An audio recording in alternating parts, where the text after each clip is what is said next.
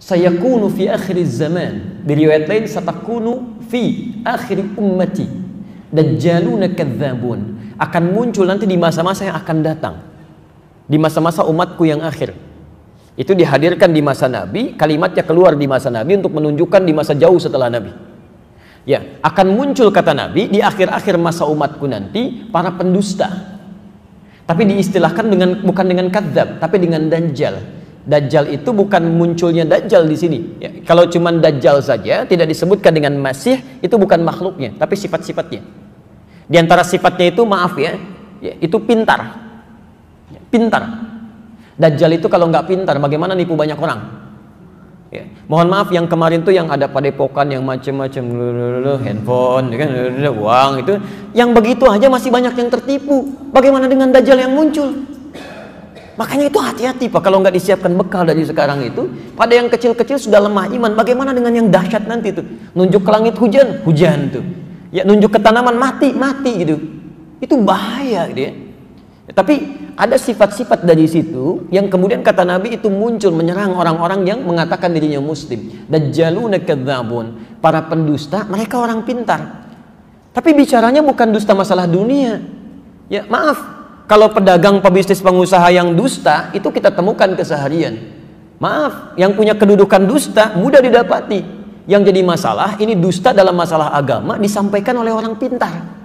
Kalau orang yang tidak punya gelar, orang-orang biasa itu bicara masalah agama, tidak paham, kita bisa tinggalkan. Tapi kalau yang profesor, yang doktor, yang macam-macam gitu kan, tiba-tiba bicara masalah agama dan kata Nabi dusta isinya.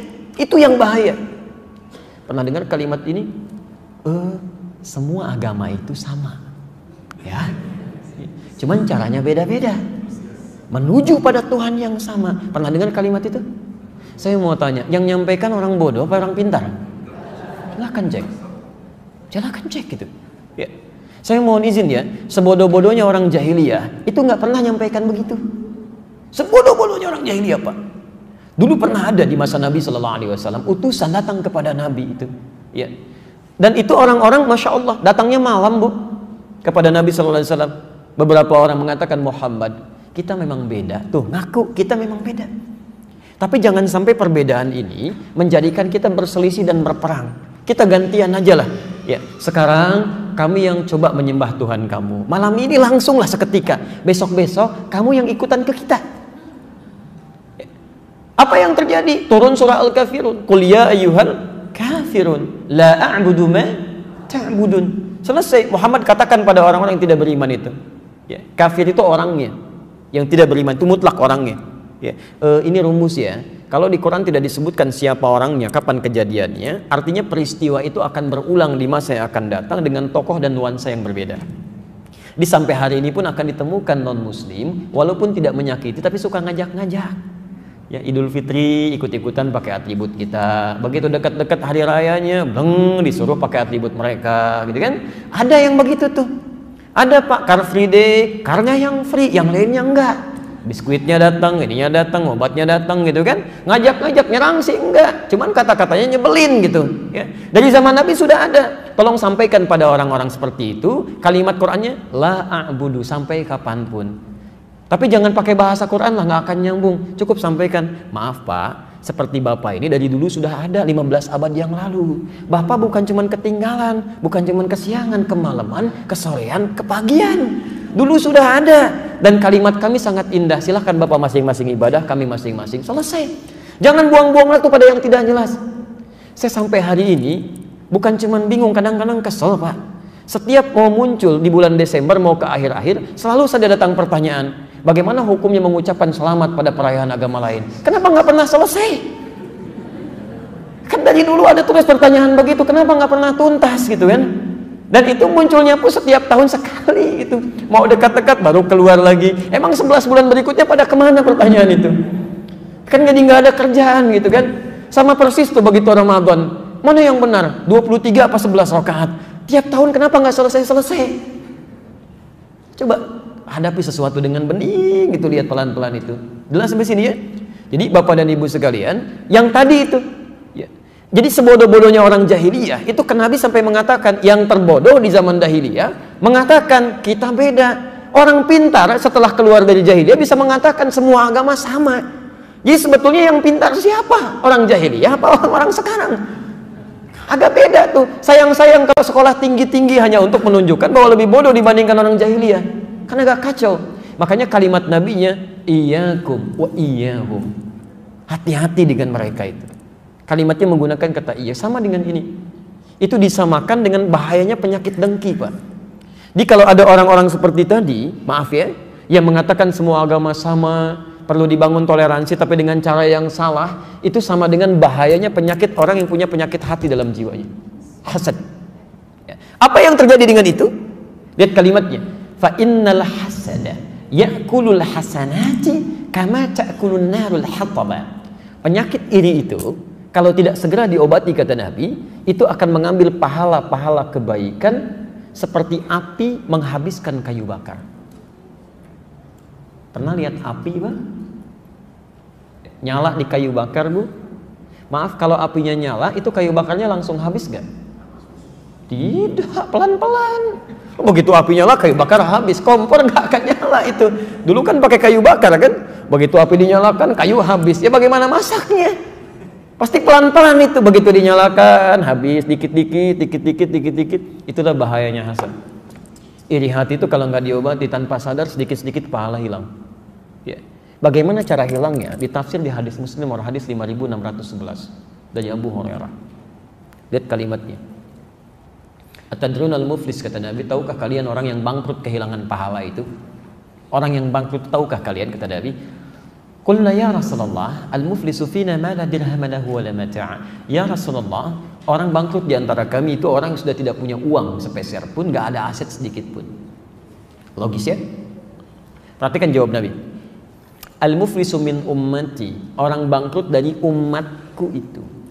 Tolong garis bawahi ya. Nabi tidak mengatakan umatnya Musa, tidak mengatakan umatnya Isa, tapi ummati. Jadi ada yang mengaku umatnya Nabi tapi kehilangan banyak pahala di akhirat. Ya'ti yaumal qiyamati bi salatin, datang di hari kiamat dengan pahala salat yang banyak dikerjakan. Wasyamin, puasanya rajin, jangankan fardunya, sunnahnya dikerjakan. Wazakatin, zakatnya nggak terlewat ya. Wa ya'ti qad syatama hadza, cuman sayang karena ada penyakit dalam jiwanya, fujur, merambat ke lisannya senang mencela si fulan. Wa qadzafa hadza, menuduh si B. Wa akala mala hadza, mengambil harta orang lain tanpa dibenarkan. Bukankah orang iri kadang mengambil banyak hal? Menuliskan yang tidak tepat, mencela tidak pada tempatnya. Lihat, wa daraba hadza, seringkali bahkan berselisih itu. Ya.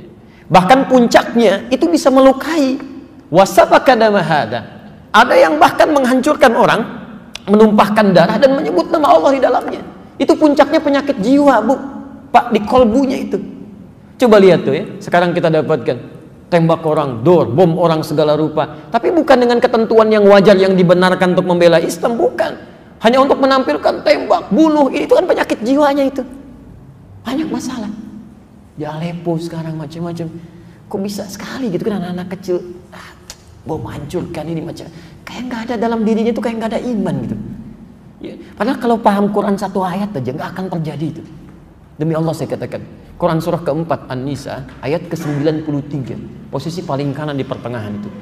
Ya, Quran surah keempat ayat 93. Lihat kalimatnya, itu tegas sekali. Wa may yaqtul mu'minan muta'ammidan. Siapa yang sengaja merencanakan pembunuhan pada satu orang beriman, satu orang aja. Fajaza'uhu jahannam. Maka kami akan siapkan baginya neraka jahanam, kata Allah. Satu orang aja. Khalidan fiha, gak akan saya beri kesempatan keluar dari situ, kekal di dalamnya. Wa ghadiballahu alaihi, Allah murka pada orang ini. Wa la'anahu, dilaknat dia kalau dia tidak tobat selama hidupnya. Wa a'adda lahu 'adzaban 'azima. Maaf ya, neraka jahanam itu nggak usah dilipatkan aja siksanya, itu sudah luar biasa.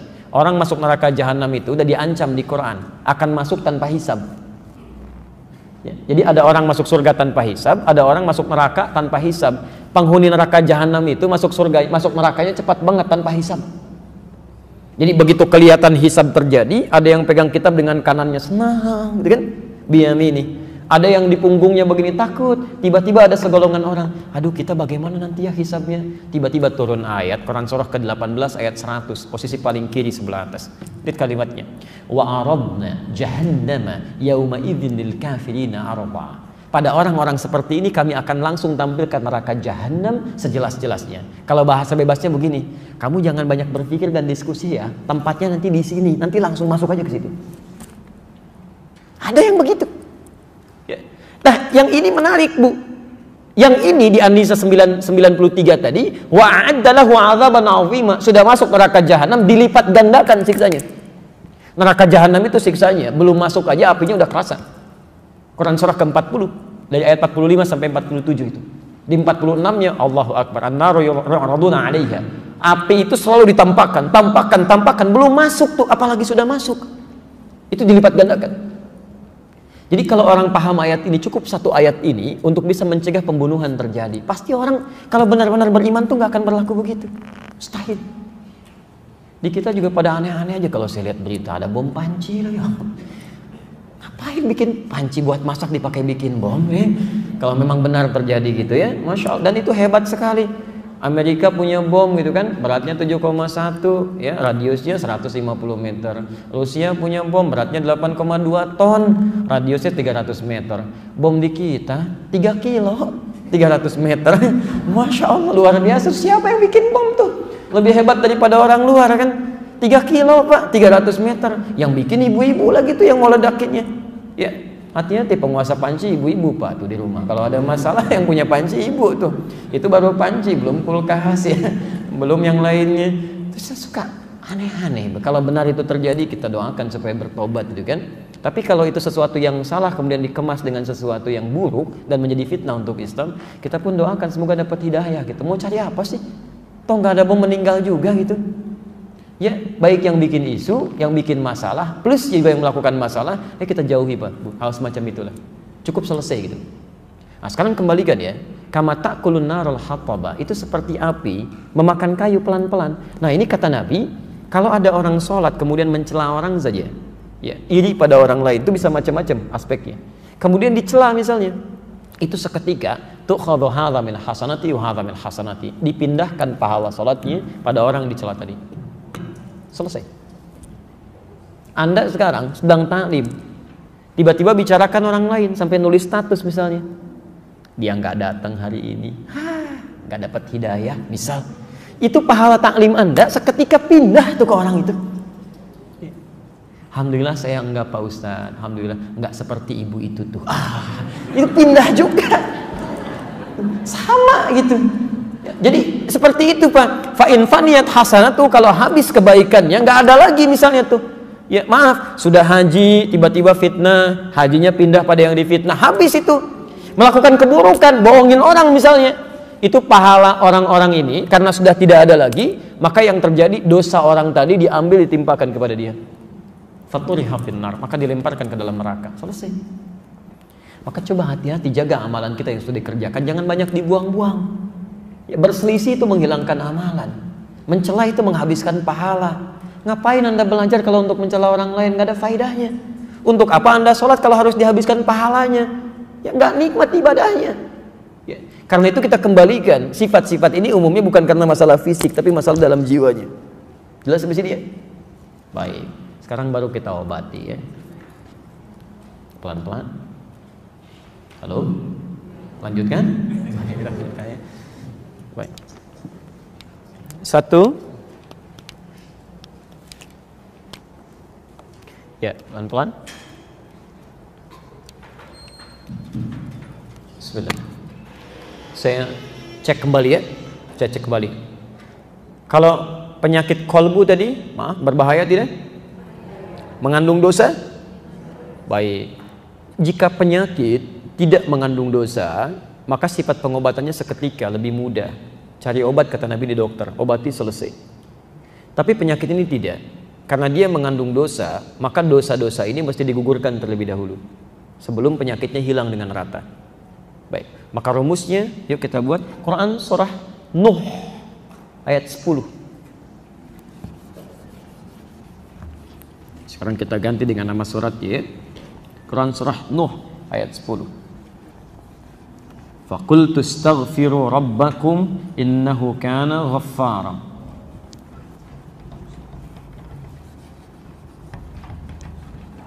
Ada ayatnya? Faqultu astaghfiru rabbakum innahu kana ghaffara. Istighfar. Alhamdulillah.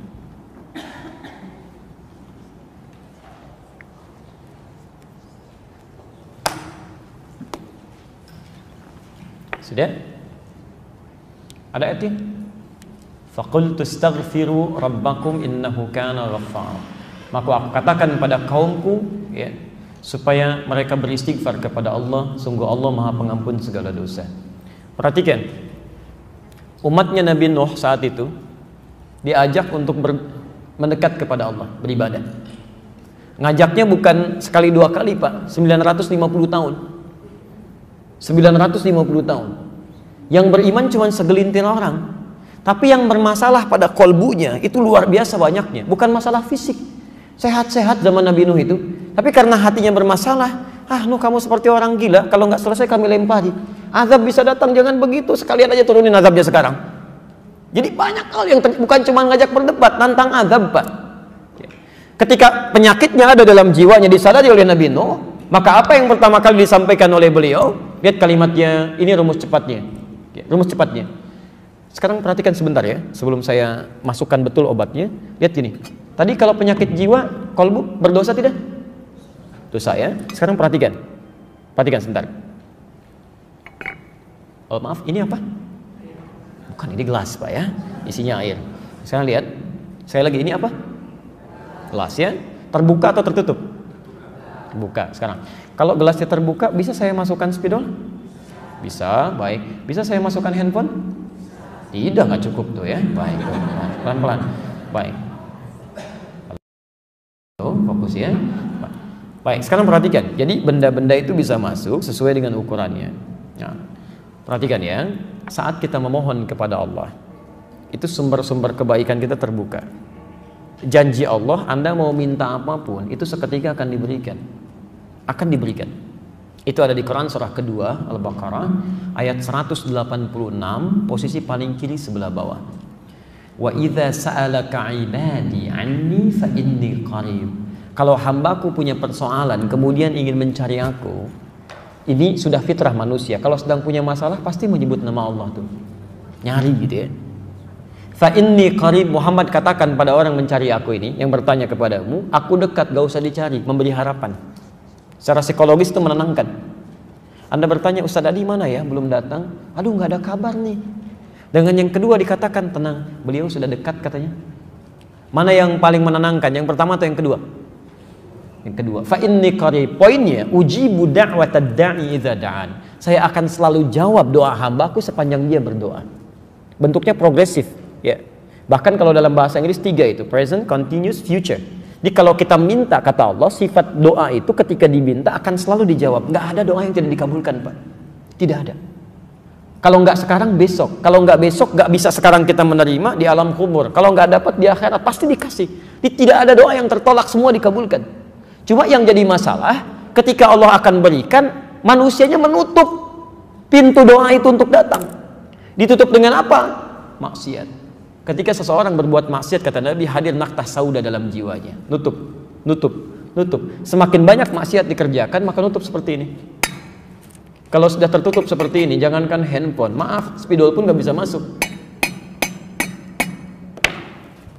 Yang paling berbahaya, jangankan doa, mohon izin ya, maaf, ajakan kebaikan pun gak bisa nyambung. Ya karena kebanyakan bermaksiat, bahkan yang paling bahaya makan yang haram. Haram itu seketika tuh, kalau sudah masuk ke perut ngalir dengan darah, Pak. Masuk ke tangan, masuk ke telinga, masuk ke mata. Kalau sudah masuk telinga, itu panggilan kebaikan gak bisa nyambung tuh. Susah. Allahu Akbar, gak tembus. Wa fi adhanihim waqra, Quran surah ke-6 ayat ke-25. Wa fi adhanihim waqra, ada orang yang di telinganya tuh ada sumbatan, gak bisa dengar, Pak. Ya, bola tuh jauh kedengaran banget tuh. Direncanakan bahkan sebelumnya itu. Ada tuh, hafal, diketahui betul itu. Masya Allah. Tapi Isya lewat gitu kan, maghrib gak dikerjakan, adzan gak kedengaran. Yang paling mulia saat seseorang tidak bisa mendengar kebaikan dengan telinganya, itu Allah saking sayangnya pada hamba ini akan ditampakkan lewat matanya. Orang nggak dengar adzan, nggak mau dengar, tiba-tiba dihadirkan orang lewat. Masya Allah. Dari mulai orang dewasa sampai anak kecil lewat. Pak, salat Pak. Mari, Masya Allah. Ya, mangga silahkan duluan. Silahkan, tuh kan. Om, salat Om. Ya, silahkan duluan. Dia sendiri nggak salat. Susah gitu kan yang seperti ini. Masya Allah. Om, nggak tahu ke masjid Om? Enggak. Kalau surga nggak tahu, masjid aja nggak tahu, apalagi surga. Masya Allah. Ini orang seperti ini susah tuh, dilihatin di mata nggak bisa, dengar di telinga nggak bisa. Apa yang salah? Ini yang masuk tuh. Ada penyakit dalam jiwanya. Ya, makanya turun ayat Quran surah kedua ayat ke-7 itu, posisi paling kanan sebelah atas. Khatamallahu ala qulubihim. Awas tadi, penyakit kolbu itu di mana adanya? Di kolbu. Nggak mungkin penyakit kolbu adanya di yang lain. Di kolbu. Jamak kolbu tadi apa? Qulub. Khatamallahu ala qulubihim wa ala sam'ihim wa ala absarihim ghishawah. Perhatikan, pertama yang bermasalah kolbunya. Kalau kolbu bermasalah, tembusnya kemana? Telinga nggak bisa dengar, mata nggak bisa lihat. Kalau sudah seperti ini, dia tidak membuka sekat ini yang paling bahaya. Walahum adzabun azim. Maka hidup orang ini akan tersiksa itu. Di dunia tersiksa, di akhirat tersiksa. Orang yang punya penyakit hati itu, Pak Ambu, hidupnya nggak akan tenang. Demi Allah saya katakan nggak akan tenang. Ya maaf ya, mau tidur aja nggak tenang. Ya tidur masih kepikiran nikmat orang lain. Dia punya rumah tapi masih mikirin rumah orang. Begitu mau tidur tuh kalimatnya masih jelek aja. Bahkan ada yang mohon maaf ya, mimpi pun masih dosa juga. Ya, gara-gara dia memang semua ini sedang tidur tuh. Sampai isinya bingung, Pak, bangun kenapa gitu? Ya Allah, kapan istirahatnya?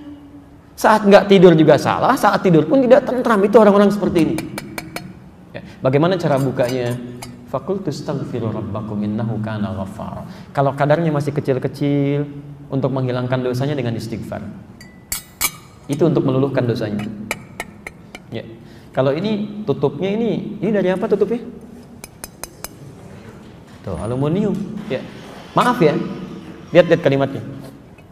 Kalau tutupnya dari tisu bagaimana? Lebih lunak atau lebih keras? Lebih lunak. Ada yang kecil-kecil yang bisa ditembus begini tuh. Ya. Ini kalau dengan istighfar aja bisa dicabut begini. Maaf Bapak Ibu sekalian, itu tanpa sadar dalam beraktivitas dalam sehari itu akan selalu ada dosa yang pernah kita kerjakan, termasuk saya. Semuanya. Coba kalau nggak percaya cek dari ujung kepala sampai ujung kaki, itu pasti ada potensi dosa masuk itu. Ya, mata tuh. Sekarang sudah jam 2 lewat 7 menit. Saya mohon izin dari Anda bangun sampai dengan sekarang, berapa kali mata kita berbuat salah tuh, salah lihat. Pasti ada aja. Telinga salah dengar, ya kan? Lisan salah bicara, pikiran salah berpikir. Sekarang pun mungkin ada begitu, nggak tanggung-tanggung ustadznya juga salah dipikirin gitu. Bisa kejadian gitu kan, macam-macam terjadi. Nah itu yang kecil-kecil, itu seketika hilangnya dengan istighfar. Coba cek, Nabi beristighfar nggak dalam hidupnya? Sebelum tidur istighfar nggak? Berapa kali?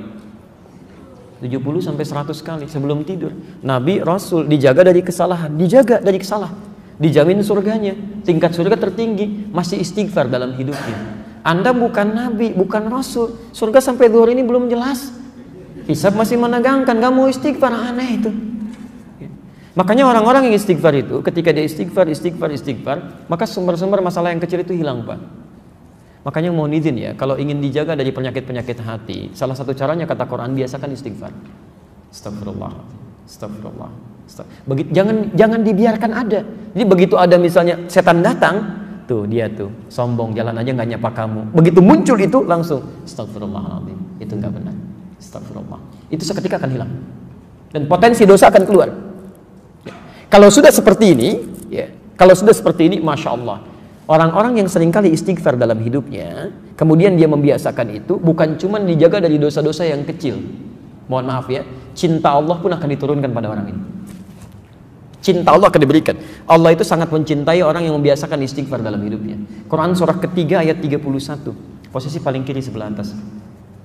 Quran surah ketiga ayat 31. Saya mau kasih rahasia siang ini. Maaf, ibu mau, bapak? Saya mau kasih rahasia, boleh? Baik ya, kita keluarkan dari Quran.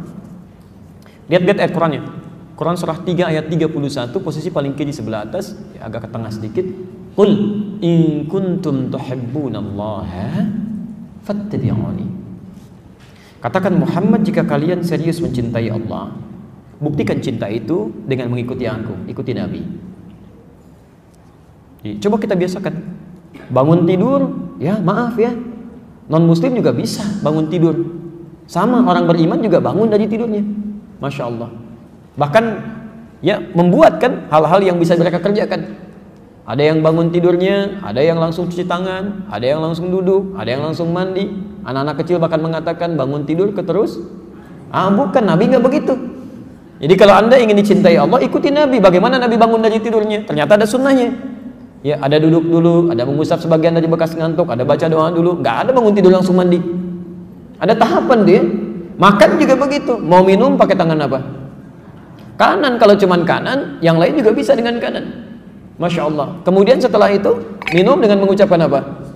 Bismillah. Masya Allah. Setelah itu minumnya sambil berdiri atau sambil duduk? Duduk. Masya Allah. Turunannya kan ada semua tuh.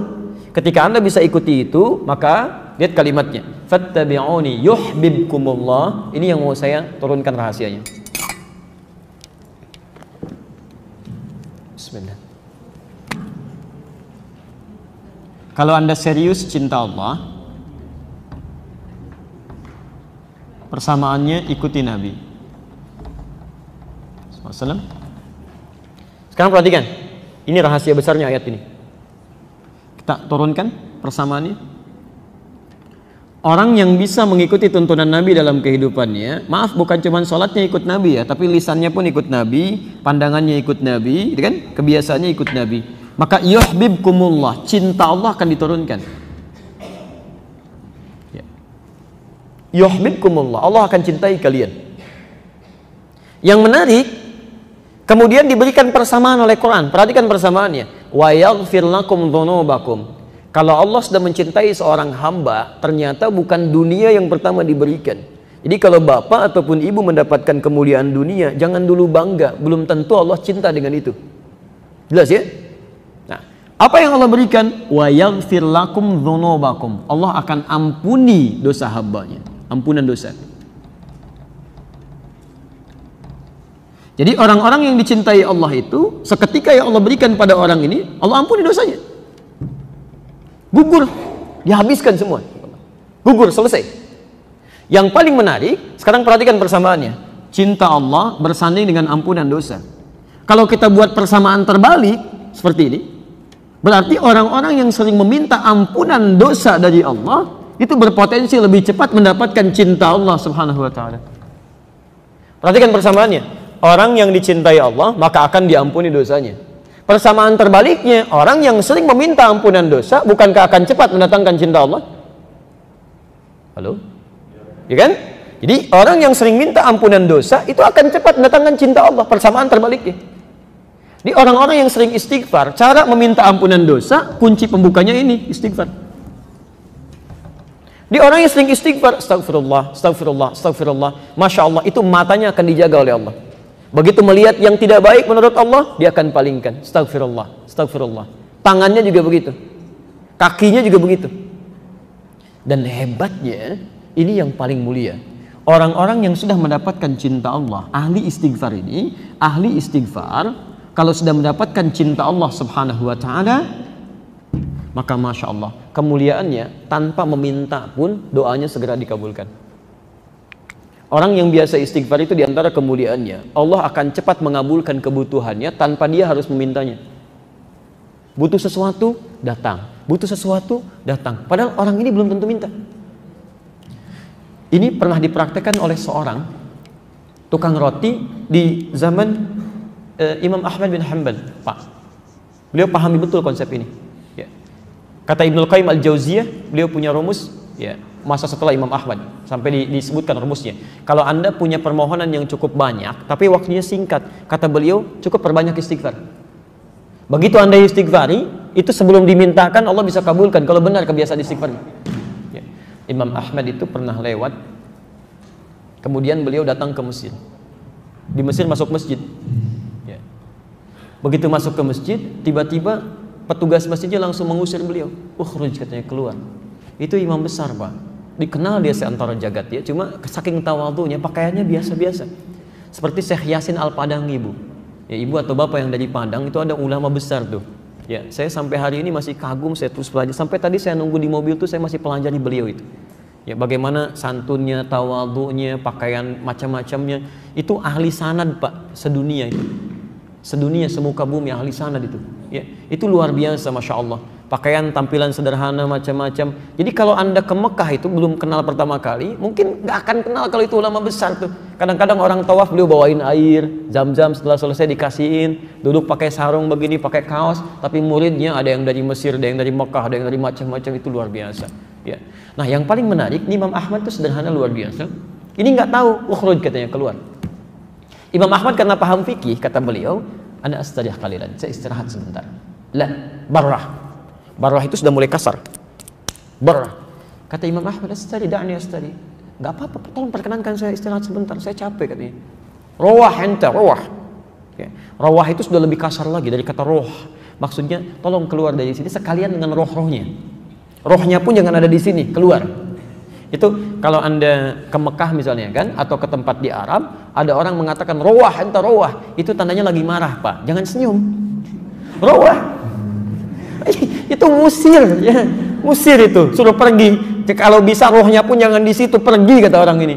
Imam Ahmad keluar, kemudian di teras itu beliau juga sandaran, disuruh pergi lagi. Begitu keluar dari masjid, jalan beliau, singkatnya bertemu dengan makhbaz, tempat jualan roti.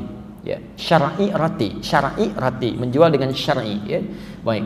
Dia setiap datang orang lewat melihat, masya Allah, kalimatnya bagus sekali. Imam Ahmad lewat dipanggil, Syekh istirahat mana? Syekh, tolong istirahat di sini dulu. Kelihatannya capek kan ya.